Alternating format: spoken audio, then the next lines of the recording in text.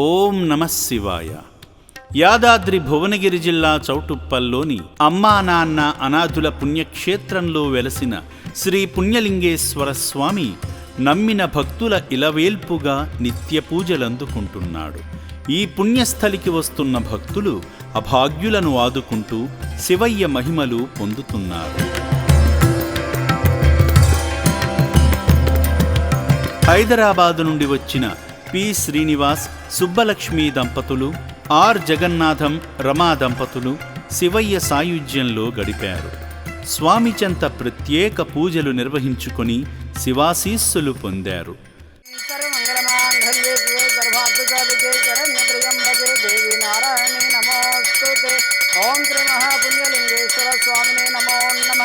ఇది ఆనంద పరిమళ కర్పూర మంగళ నీరాజనం దర్శయామి.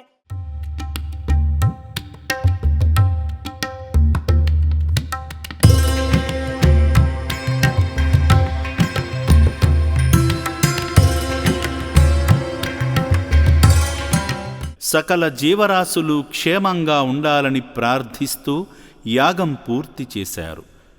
ఓం కతరుద్రావిదేశమయదవ్యేవ్యోచేమశంతమగుమ్రదే నమః స్వాహా.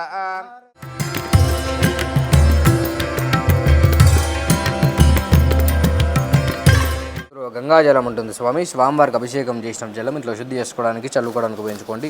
అందులో హోమ భస్మం ఉంటుంది, రోజు ధరించండి. ఆశ్రమం యొక్క వివరాలన్నీ ఇందులో ఉంటాయి.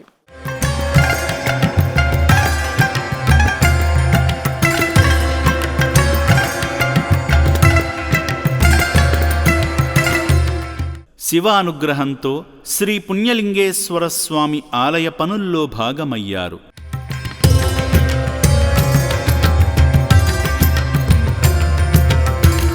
పి శ్రీనివాస్, సుబ్బలక్ష్మి దంపతులు, ఆర్ జగన్నాథం, రమా దంపతులు నూతన శివాలయ నిర్మాణ పనుల నిమిత్తం, అభాగ్యుల మనుగడ నిమిత్తం సాయం చేశారు.